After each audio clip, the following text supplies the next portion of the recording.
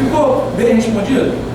Alguém quer fazer mais alguma pergunta sobre isso, sobre alguma outra coisa? Eu gostaria de fazer só uma colocação em cima disso.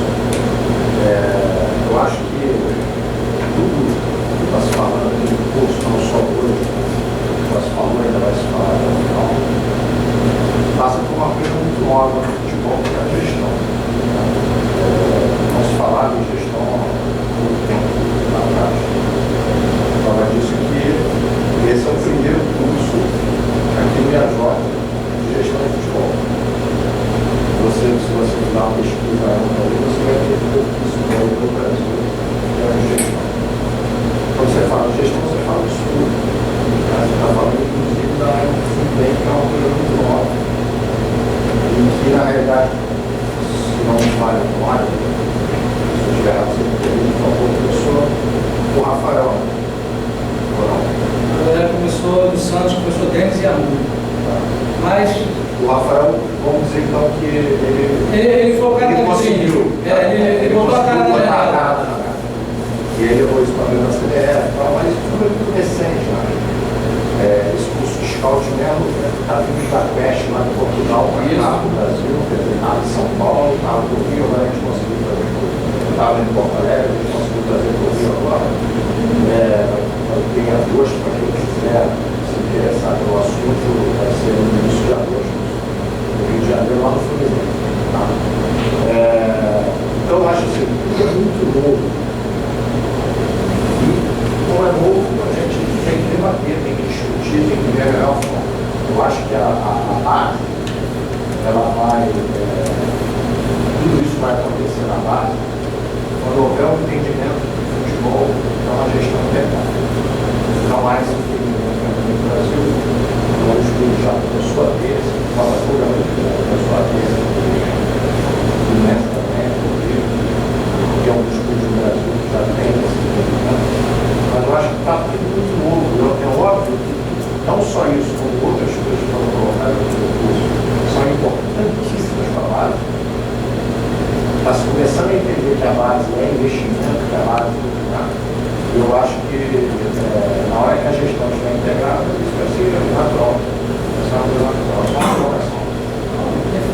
Sobre a seleção de estadual, você chegou a falar, você chegou a apresentar isso? Não apresentei isso não, isso eu vi agora recentemente, uma ideia que eu nunca tinha me passado pela cabeça. Eu ouvi isso porque eles começaram a falar muito sobre o capital que eles tinham para poder contratar, né? Como eles vasculhavam jogadores em Portugal e no mundo, quais eram os jogadores que eles investiam, como fazer, não sei o que. Eu falei, pô, Portugal, sei lá, o tamanho de São Paulo, tem a população de São Paulo. Aí você começa a pensar, bom, a gente tem tantas competições, o meu clube joga essas competições, o meu clube da região sudeste, da região sul, tem a maioria das competições. Será que a gente separar isso daí não vai dar certo? De alguma forma eu concordo com isso, eu parei para pensar como fazer. Entendeu? Foi uma sugestão, foi uma coisa que foi levantada no curso. Então isso é uma situação que eu acho que pode ser pensado. Né? O tamanho do estado do Rio de Janeiro. Quantos meninos não tem no interior de Campos? Quantos meninos não tem na região serrana? Quantos meninos não tem da ponte para lá? Que às vezes não conseguem chegar no local de treinamento por onde estão os centros de treinamento dos clubes. Por que os clubes ainda não têm polos, vamos dizer assim, para processo seletivo bem definido? Antigos núcleos, né, que nós tínhamos. Mas então é o que o Brasil falou. Quando a coisa se tornar uma plataforma integrada de trabalho, isso vai ser muito natural. As possibilidades vão surgir com mais naturalidade. Muito perfeito. Então isso é uma situação que, para mim, é um curto prazo. É começar a fazer curto prazo. Mas eu não entendo uma coisa. Clube empresa, por exemplo, nós temos. A galera aí, tem que falar aí. Não, eu estou querendo dizer, porque não, clube empresa, a minha é clube empresa também, entendeu? O que eu estou querendo dizer é o seguinte, é sobre essa situação da base, entendeu? Que era uma coisa que, né, porque a intenção o quê? Retorno financeiro, né? Então, por isso que eu gosto, por exemplo, a minha intenção é de ouvir o pessoal do Fluminense, do Vasco. Eu quero saber como eu vou trabalhar esse meu atleta agora da base, para saber como que ele vai ser, para aceitar ele nesses clubes. Porque a minha intenção é essa, é encaixar um garoto do meu clube, no Vasco, no Flamengo, no Fluminense, no Botafogo. Então eu quero ver o perfil desse atleta que eu tenho que trabalhar, de que forma eu vou trabalhar para poder encaixar dentro desses clubes, entendeu? Eu queria só fazer uma observação que citei para vocês que eu tive a oportunidade de pegar jogadores que não performaram nos juniores, mas que tinham contratos e ficaram em clubes que não tinham uma equipe sub-23, por exemplo, para disputar uma competição, né? E o que eu acho é o seguinte, todo atleta tem mercado. O cara pode jogar na Série A no Brasil, mas ele pode jogar na Suécia, ele pode jogar em Portugal, ele pode jogar nos Estados Unidos, e é isso que os clubes têm que entender. É isso que eu converso muito com o Marcelo Teixeira. Marcelo tem um trabalho, Marcelo é o gerente do Fluminense, né? Inclusive eu conheci o IAJ através do Marcelo. Eu assisti uma palestra do Marcelo no João. O Marcelo nem trabalhava no Fluminense, ele trabalhava com o Manchester, ele foi general cederiano. Mostrei para ele algumas coisas, algumas ideias. Ele achou aquilo ali legal. Começou a primeira turma do curso, ele falou, pô, tá afim de ir lá falar um pouco? Eu falei, beleza. E assim eu vim para cá. Já é a terceira vez que eu estou tendo essa oportunidade de estar aqui.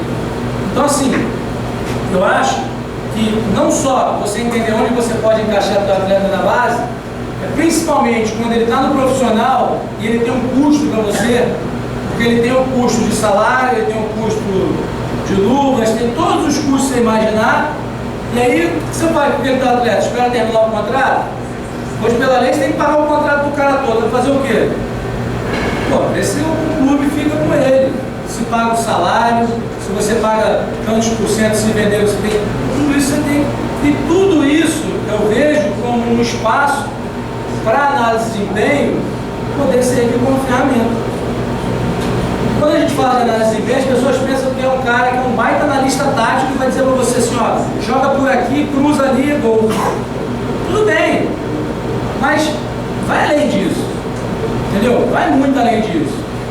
E o que eu tento fazer com todos os caras que eu já trabalhei, que eu trabalho, é assim, pô, cara, tu tem toda essa experiência, eu tenho que conseguir se transformar isso aqui numa imagem através disso aqui, eu falo, pô, como é que usa?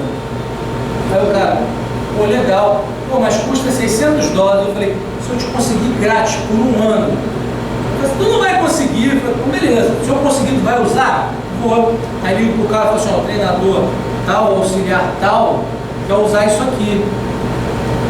Esse cara conhece gente aqui, ali e ali. Pô, dá pra tu ceder uma licença temporária? O cara, quanto tempo? 12 meses. Puta que brincadeira. Não, cede por 6 meses então.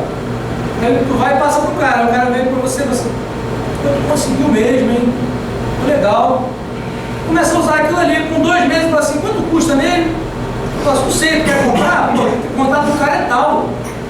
E aí, pô, tu vai ajudando quem tá do teu lado a crescer e cresce junto, porque ele vai trazendo pra você. Você recebe muito mais demanda. Então tu acha que eu entendo tanto de sistema, quanto tu entende um auxiliar técnico que tem 30 anos de profissão. Comecei a estudar isso tem, sei lá, alguns anos. Não pensei em fazer isso na minha vida, mas eu estou vendo isso como um mercado. E acho que isso é um mercado. Quais seriam as diferenças básicas da base? Da análise para a base profissional, né? Entre aspas, a base não trabalha com resultado. Não deveria. Não deveria. Vamos supor que não trabalhe. Seria um foco tão forte no adversário, você vê de forma alguma, de forma alguma olhar tanto para o adversário, olhar para si próprio, olhar para a evolução daquele atleta. Por isso surgiu aquele conceito de criar um banco de dados que houvesse a cronologia dos eventos que aquele atleta participou, fosse ele de qualquer natureza.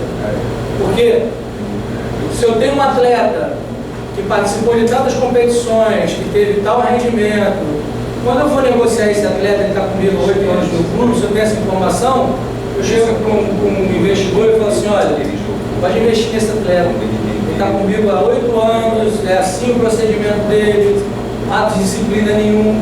E além disso, aqui a gente tem treinadores de base, pessoas super gabaritadas, que podem até responder melhor do que eu, na minha opinião.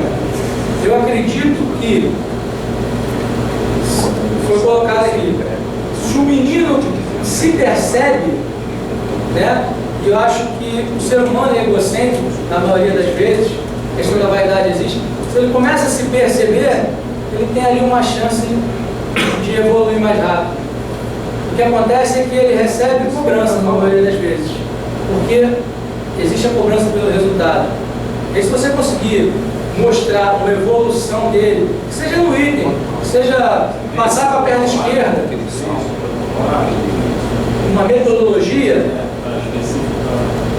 Olha só, hoje a gente tem especialistas falando em periodização tática, tem aqui uma fera nesse assunto, está trabalhando lá com a gente. A gente tem algumas situações já definidas para análise de desempenho. Para metodologia de trabalho, eu não me voltei para essa área. Até porque isso esbarra numa série de situações. Se for um clube empresa, qual é o conceito? Se for um outro clube, o que prevê o estatuto? Então você esbarra em algumas coisas. O que eu fiz foi sistematizar algumas coisas para análise de desempenho. Explicar a transição ofensiva, explicar os conceitos. Isso é muito mais focado. Agora, a questão da metodologia, eu acho que ela casa principalmente a cada profissional e, se possível, que haja uma metodologia do clube. Essas transições entre categorias vão ser coisas super naturais e a perda vai ser mínima. Quantas e quantas vezes eu vi subir de uma categoria, estou falando do Botafogo, como eu trabalhei na base do Botafogo, tá? Quantas vezes eu vi subir de uma categoria um time inteiro e no ano seguinte 5 jogaram? Mas por que subiram 11? Você sabia que 5 a 8 teriam chance, por que não liberou antes? Foi só para ter um número X do plantel? Não são essas coisas. Agora, essa metodologia eu acho que é uma discussão, né, que esbarra muito na questão da periodização tática, que é algo que tem muita gente especializada nisso aí. E eu estou aprendendo com isso também. Tenho lido, tenho estudado, mas não dá para fazer tudo ao mesmo tempo. Mas assim, eu acredito que existe a necessidade de se descrever os processos. Vamos supor que eu sou treinador sub-17 do Botafogo. Aí eu vou lá e crio toda uma metodologia de trabalho. Eu tenho... O quê? Me derrubaram aí. Não, pô, não estou filmando ninguém. Não doeu, estou dando exemplo. Eu sei quem é, pô, por isso que eu estou falando. Olha o que eu quero falar. Não, pô, eles viraram aqui e perguntaram, você caiu? Eles aqui viraram, eles aí perguntaram. caiu, hein? Não é isso. Vou chegar lá, vai gostar, o cara vai gostar. Aí o cara desenvolve um baita trabalho e recebe uma proposta irrecusável, é a chance da vida dele. Pô, ele vai, meu irmão. Ele vai. E aí ele tem 2 anos por categoria, não é isso? Aí um ano, que seria o ano que ia jogar, ou... Pô, chega um outro cara lá, e aí, o que foi feito com esses atletas? Qual é a situação de cada atleta? Como cada um jogou? Como eles foram numa competição no Rio de Janeiro, como eles foram numa viagem? Que tipo de treinamento eles estão adaptados a fazer? Quais são as carências? Quais são as virtudes? Então é isso que eu acho que, se você, independente se o clube tem ou não uma metodologia, se você desenvolve isso, em algum momento na vida você vai crescer, nem que seja para mudar para uma outra categoria. Se você consegue fazer isso, quem chegar naquele teu lugar, seja porque alguém te derrubou, em futebol de tudo, ou seja porque você teve uma posição melhor, pô, você vai deixar um legado. Justamente disso que eu quero falar.